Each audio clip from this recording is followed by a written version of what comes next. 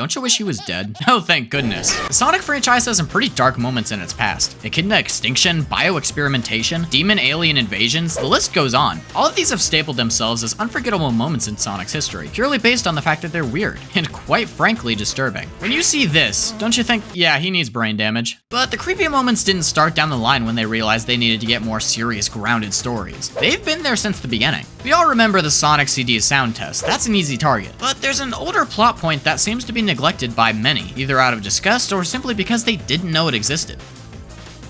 But before we get into any of that, I have a few announcements I want to make. I'm sure some of you saw my community post where I said I wanted to kind of branch out a little bit, and a lot of you were in support of that. So just know in the next year, I'm probably going to start uploading non-Sonic content. I have a bunch of videos planned out for the remainder of the year, so I'll probably do all those, but then once next year starts, I'll most likely start shifting content around. It's only like 6 months left anyway. And finally, for the announcement that I was the most excited to do, I'm launching 2 new channels. The first is NokaiAfterDarkai. It's just kind of like a second channel where I can upload anything I want. If I have something laying around in my PC's files, I'll probably throw it up here. However, for the second channel, I'm happy to announce that I am launching the DreamCast. The DreamCast is just kind of a regular gaming channel. Videos of me and my friends playing games. You know, all the funny moments that I could compile. So if you want, give each channel a sub. I'm pretty sure each one has at least like 2 or 3 videos up. And you'll be able to find both of these channels in the description as well as on my main channel. So yeah, that's pretty much it. Back to the video, and thanks for sticking around.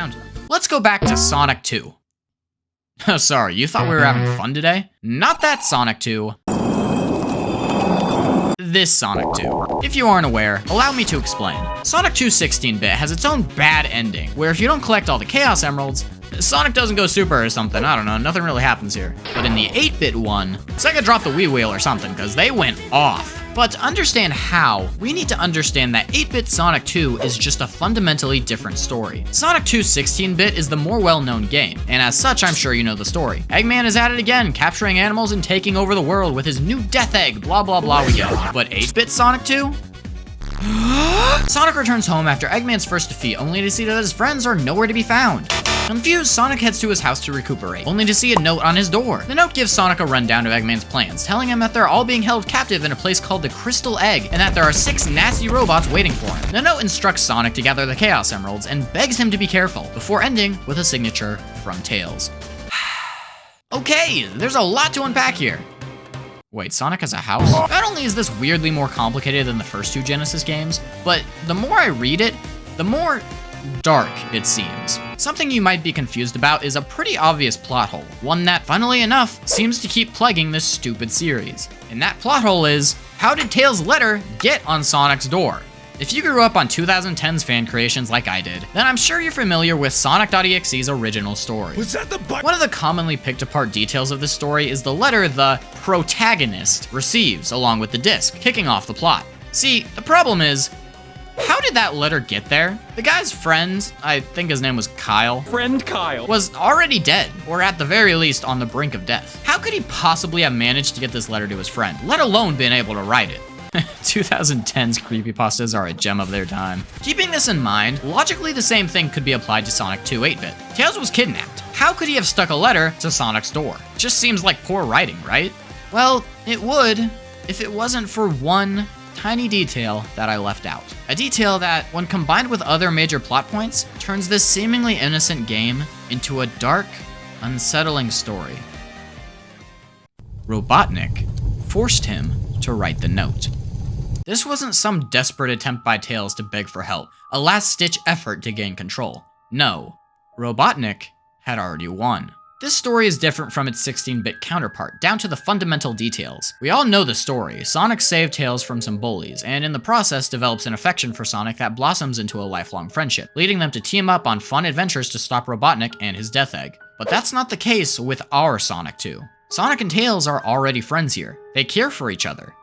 And Robotnik knew this. He knew Tails had a deep respect for Sonic. As an older brother, yes, but also as an unbeatable hero. Funnily enough, I was rewatching My Hero while scripting this. Thanks, Max. Yes. And one line of dialogue stood out to me. I'll spare you the anime mumbo jumbo, but if you're familiar with the show, then you might know that Deku, the main character, has an admiration for All Might, the #1 hero. He wants to be just like him, down to the letter. But while trying to master his power, Deku is told that his admiration for All Might is a shackle. This confuses Deku, as to him, All Might is untouchable. He's the #1 hero. If there's anyone to model after, it'd be him, right?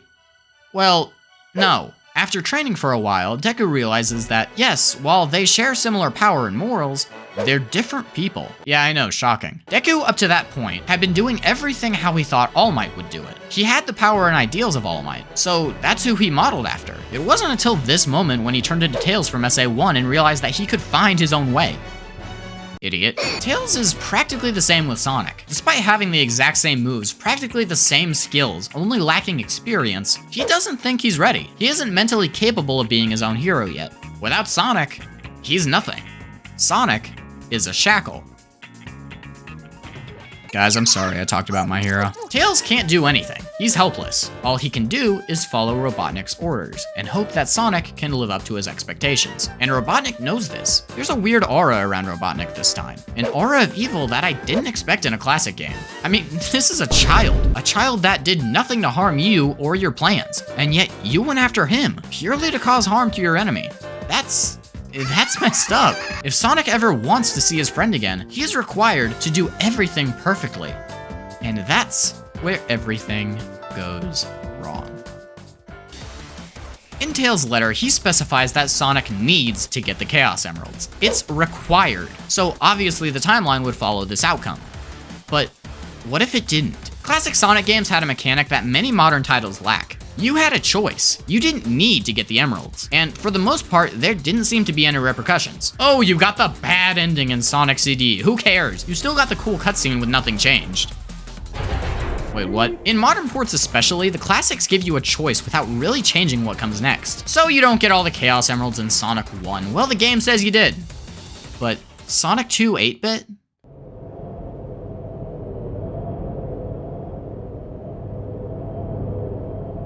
What were they thinking? In Sonic 2 8-bit, if you choose not to heed Tails' message, while not explicitly said, it is heavily implied that Robotnik kills Tails. While irregularly, the game would conclude after fighting Robotnik in Crystal Egg Zone. If you decide not to collect the Chaos Emeralds, your game will instead end after defeating Silver Sonic. Sonic runs alone in a field, with strangely happy music playing, before stopping and looking up to the stars.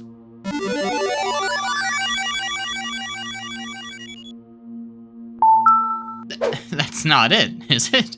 What about the happy ending? Sonic was supposed to be the fastest, but he wasn't fast enough to save his butt. Robotnik pulled his ultimate trump card. He saw Sonic coming, ignoring his demands no less, and decided, you know what? Fine, you don't think I'm capable of doing something like this? Then you don't know me. And Sonic, wrought with guilt, ran away. Sonic is a coward. Okay, so am I looking into this way too much? Oh, for sure, there's no doubt about that. I'm sure they were capable of making stories like this. The Archie comics released a few years later would be complete evidence of that. But do you really think they intentionally created a deeply morbid and thought-provoking story for such a tiny game on a system nobody cared about? Doesn't make sense, does it? The story is just meant to be a simple kidnapping plot along the lines of old school Mario. But in the process, they put in subtle, tiny details that just make me think more than I should, which is really dangerous. Despite this being the case, a thought lingers in my mind. What would happen if that was the true canon ending? What events would play out? How would the future unfold? Well, turns out, I'm not the only one who wondered this. Sonic fans are notorious for fan games. Good, bad, yada yada. But part of why I wanted to make this video is because of two very specific games. Not many fans even remember the 8-bit games existed, but the ones that did were proactive in recognizing the very things I've mentioned so far. Let me take you back, not just a few, but over 10 years ago. At the time, internet creepypastas were just beginning to take off. People everywhere had some creepy story they wanted to tell, and boy did they tell them. Back then, I was just getting involved with Sonic in the realm of the internet. I'd played Sonic Flash games, seen Sonic Paradox shorts, witnessed...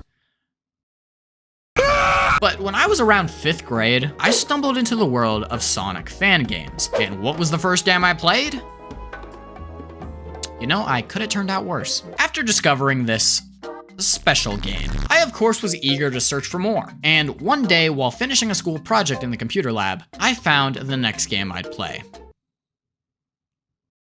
Oh yeah, that one too. Sonic.2.exe. This is a weirdly nostalgic one for me, despite how short and honestly insignificant it was. At the time, I didn't know the 8-bit Sonic games existed. So when I saw this game's art style and aesthetic, I thought it was just some cooler, older custom style. I was a stupid kid. I still am a stupid kid. I had Google at my fingertips, and I used it to watch this. Remembering the game years later, I realized that this was a take on the bad ending of Sonic 2 8-bit. That's a really creative idea for a creepypasta game. Now I'm kind of excited. Let's go relive these memories and see what I missed. I'm stuck. So this game had a video file attached that a notepad instructed me to put in a folder so it could play before the game started. I did so, and then when I booted up the game to test to see if it worked, it sure did work, and then I couldn't exit the game. The game simply wouldn't let me close it. My simple test would now be my first playthrough in about 10 years. You know, I would have been okay waiting another 10. Starting the game, we're welcomed by a cute little logo from the developer, Novaware, as we're shown the video I just mentioned. It's just the credits of Sonic 2 8-bit with exposition dialogue slapped on in Windows Movie Maker. If you've watched the video so far, you don't really need it. We are then shown the title screen. I always like to search through these and see how many cliches I can find before I remember how to function in society. In this first round, we see that Sonic is sad to be here while Tails takes a power nap. I can respect that. I'm sure dying really takes that out of you.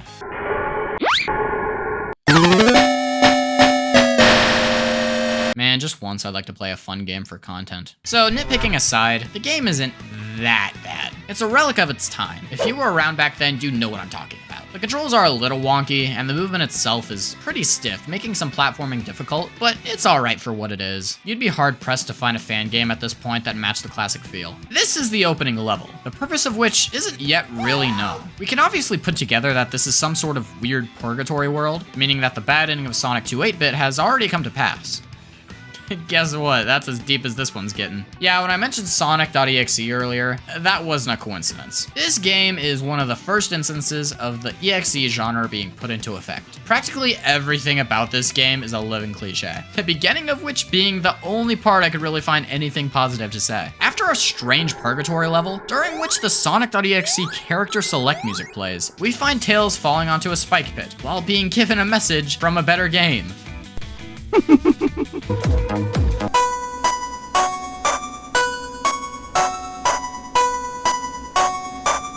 I'm sure there are worse ways to go. There's not a whole lot else I really want to talk about here. The Kefka laugh, goofy title screen, running through static for over a minute, and a sonic.exe frame edit. Mother Hubbard!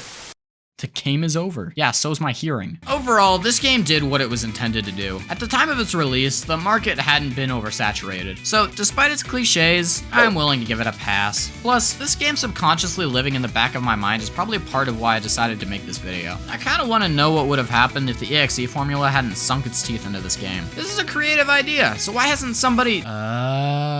Developed by Not So Davy, Friendship is kinda based around a mix of Sonic 2 16-bit and 8-bit. It takes place over the events of 16-bit, but the elements of 8-bit are eerily present. The game starts normally on the Sonic 2 title screen, although it seems like Tails forgot to set his alarm again. Not gonna stop me from selecting 2-player though. The game itself is a much newer project, and as such, the gameplay is much better, being nearly one-to-one with the Genesis games. And for the first act, besides a few weird platforms, Emerald Hill is the same. Upon beating Emerald Hill, we're thrust in a chemical plant like normal, but something's off. Several item monitors around the stage are broken, and when reaching the end of the stage, we find the goal sign is already activated, displaying Tails instead of Sonic, meaning Tails has already been here. Along with the goal oddity, there's a special stage ring floating behind it. Reluctantly, Sonic jumps in, causing him to skip the rest of the game and warp into the Death Egg.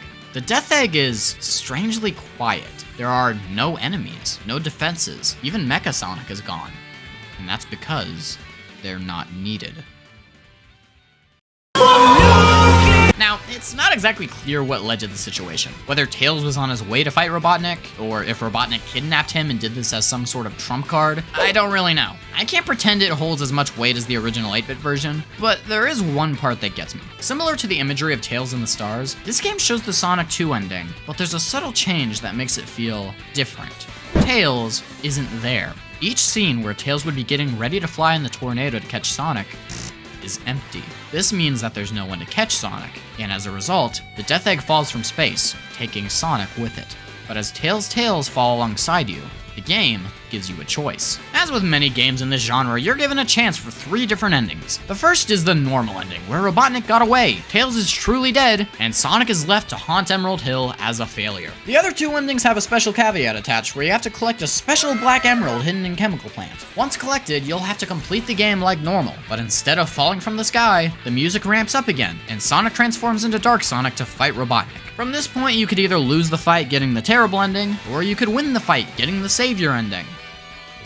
Oh boy. I've never really been a fan of games that push for you to replay the same 10 minutes over and over for a chance of slightly different text. But that being said, I don't hate it. Am I going to be willing to spend hours trying to beat your strangely difficult boss for a different line of dialogue? No, absolutely not. But I appreciate the different outcomes provided. The fan games I mentioned gave some interesting ideas, despite the cliche flaws they might have. They opened the realm of different outcomes that could spawn from the simple game we started on. The reason I wanted to make this video is because of the eerie implications given off by the manual and the ending of Sonic 2 8-bit.